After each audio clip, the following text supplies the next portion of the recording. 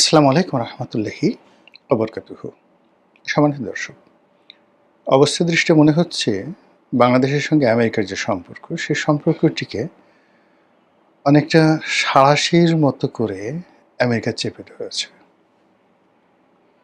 এই অঞ্চলে আমেরিকার কতটুকু স্বার্থ আছে বা আগামীতে বাংলাদেশ নিয়ে আমেরিকা আসলে কীভাবে খেলতে চাচ্ছে, এই বিষয়গুলো নিয়ে আমরা হয়তো এখনও আন্দাজ করতে পারছি না। এবং এটা যে আমাদের দুর্বলতা বা অক্ষমতা, ঠিক তা নয়।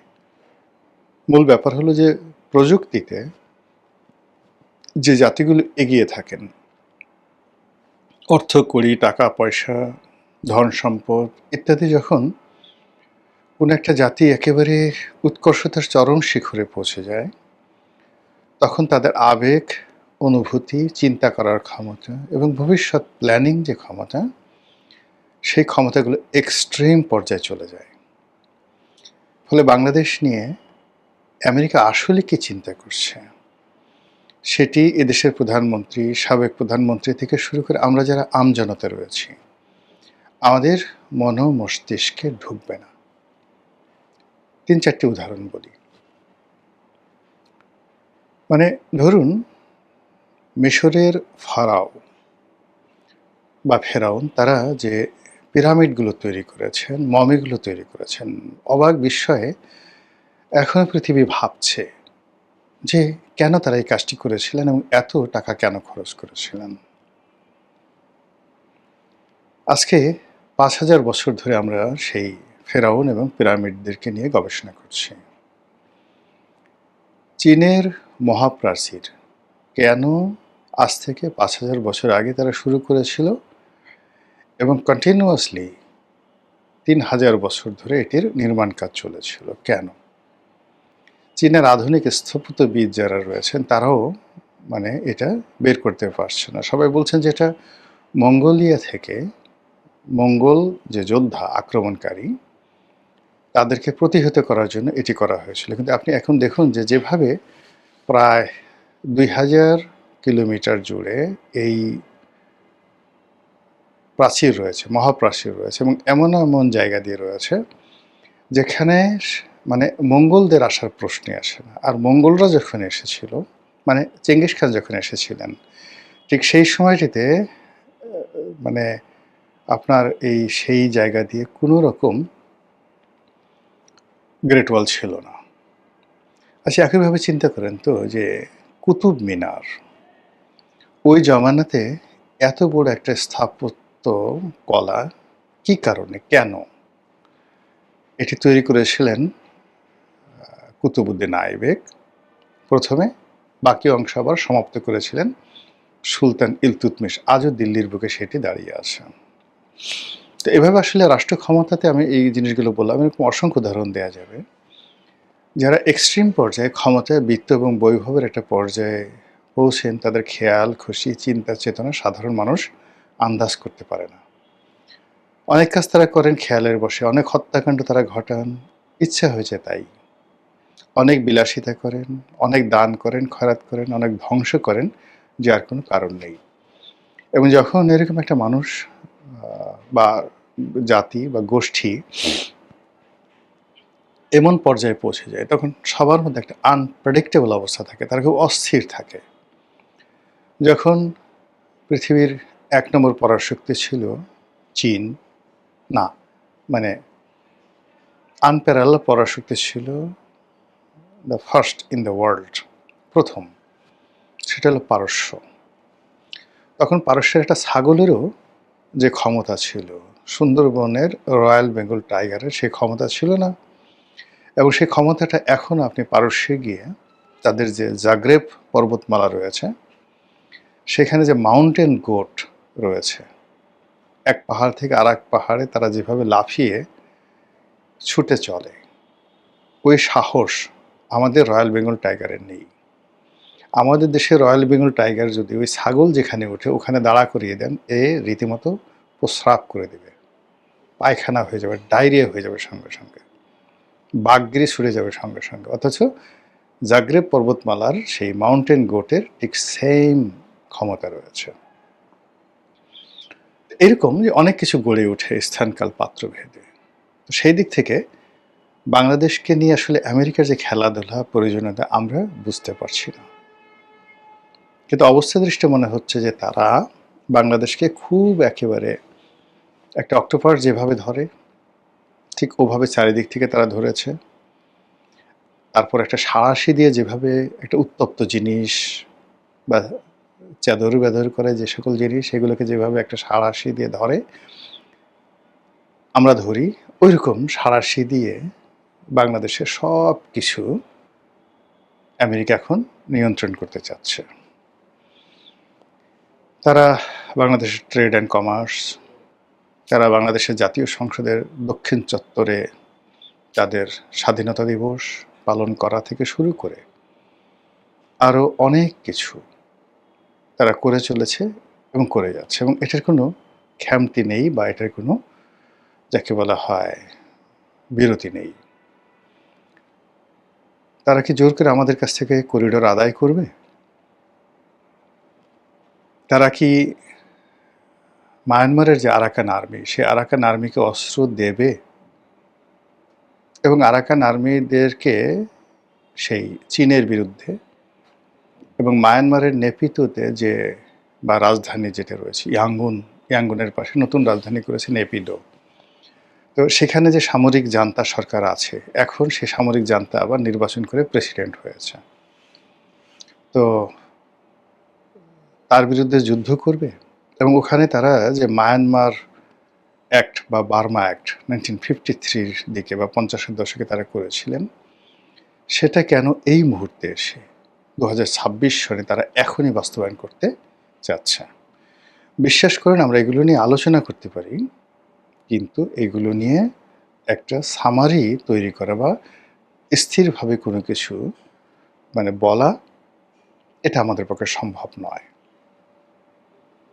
তো আমেরিকা যে ফাঁদ দীর্ঘদিন ধরে পেতে আসছিল, সেটা আপনি 80-র দশক থেকে ধরেন, একেবারে এরশাদ জমানা থেকে ধরেন, পাকিস্তান জমানাতে তারা একদম 100% ওকে ছিল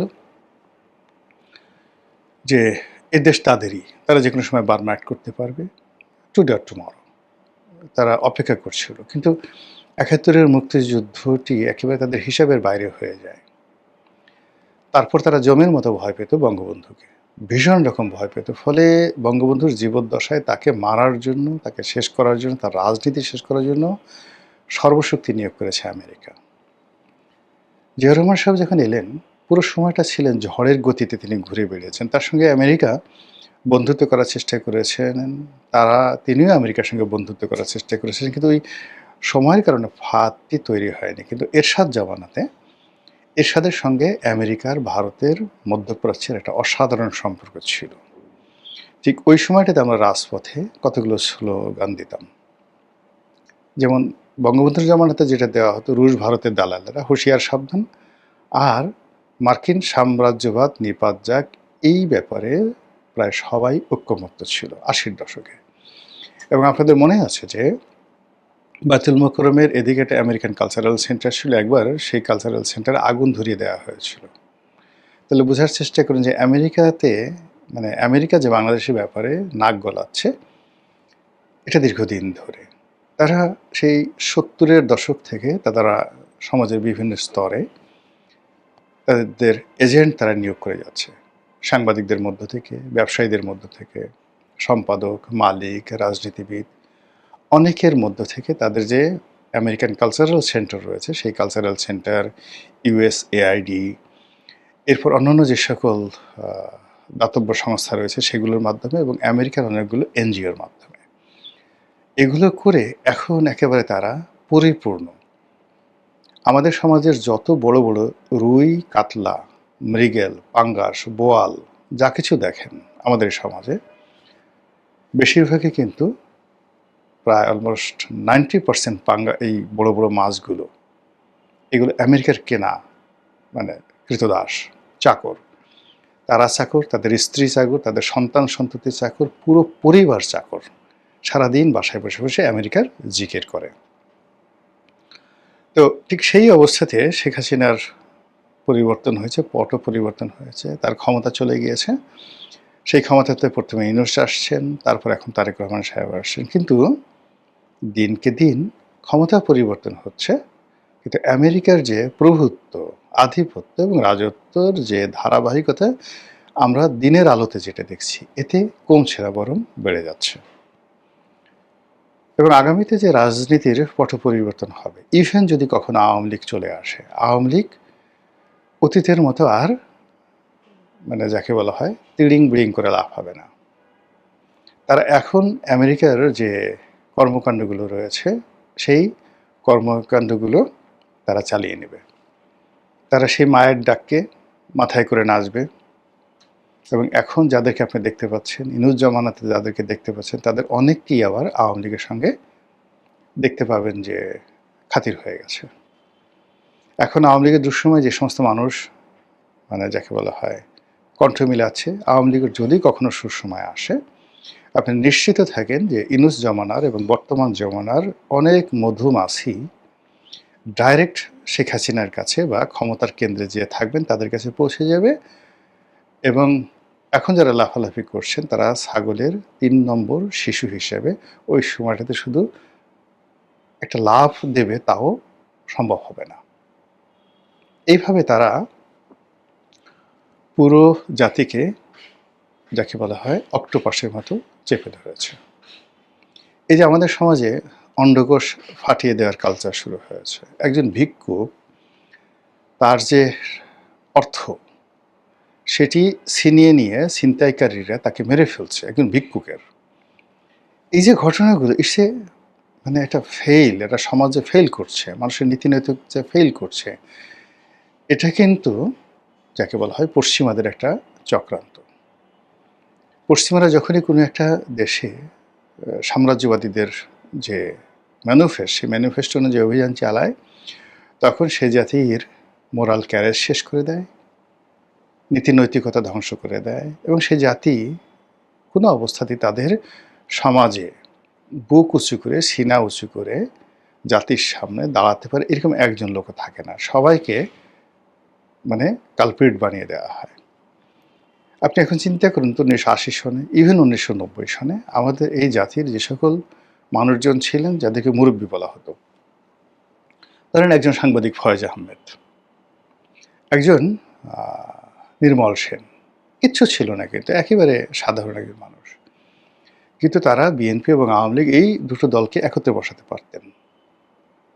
তারা এরশাদ সাহেবকে আওয়ামী লীগের সঙ্গে বিএনপির সঙ্গে ঐক্যবদ্ধ হতে বাধ্য করতে পারতেন, এতটুকু ক্ষমতা ছিল। ফয়েজ আহমেদ একজন সাংবাদিক, ওই যে একটা কবিতা লিখেছেন, টিয়ে তোর বাড়ি কোথায়, টিয়ের, আপনারা হয়তো অনেকে মানে ভুলে গেছেন। কিন্তু এই যে দুই নেত্রীর মধ্যে যে মিলন বা তাদের মধ্যে যে সমঝোতা, শেখ হাসিনা এবং খালেদা জিয়ার মধ্যে পুরো কাজটা কিন্তু সেই ফয়েজ আহমেদ সাহেবরা করে দিয়েছিলেন। এখন একজন নির্মল সেন, একজন ফয়েজ আহমেদ এই সমাজে আছে? প্রথমত নেই।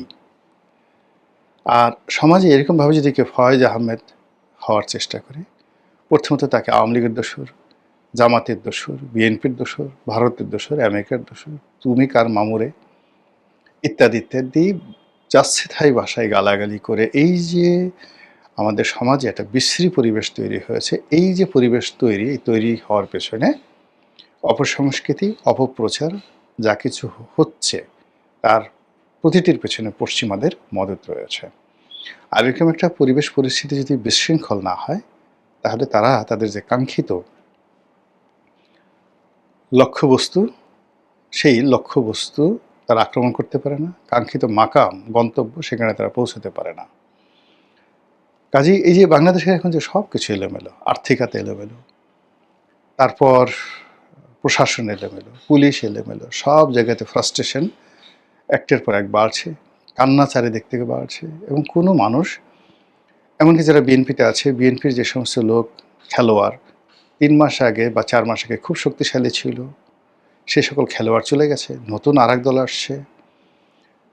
তারপর বিএনপির দুঃসময় যে সমস্ত আমলা কামলা কর্মী যারা ছিলেন, তারা সবাই ঘরে উঠে গেছেন।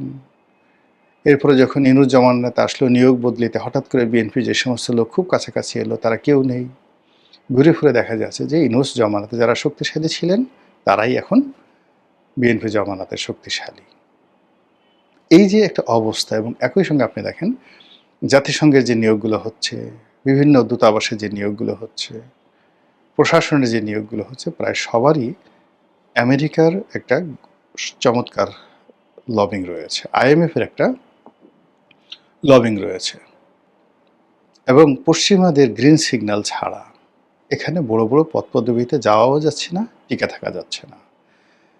তাহলে সেক্ষেত্রে আসলে আমেরিকা কি করছে বা কি করবে, এগুলো নিয়ে যদি আমরা একটু অ্যাটলিস্ট ভাবার চিন্তা করি, তাহলে অন্তত সামগ্রিকভাবে আপনি কিছু করতে পারবেন না, কিন্তু যে যার অবস্থানে আপনি নিরাপদ থাকতে পারবেন। মহান আল্লাহ আমাদের সবাইকে হেদায়েত দান করুন এবং হেফাজত করুন। আসসালামু আলাইকুম ওয়া রাহমাতুল্লাহি ওয়া বারাকাতুহু।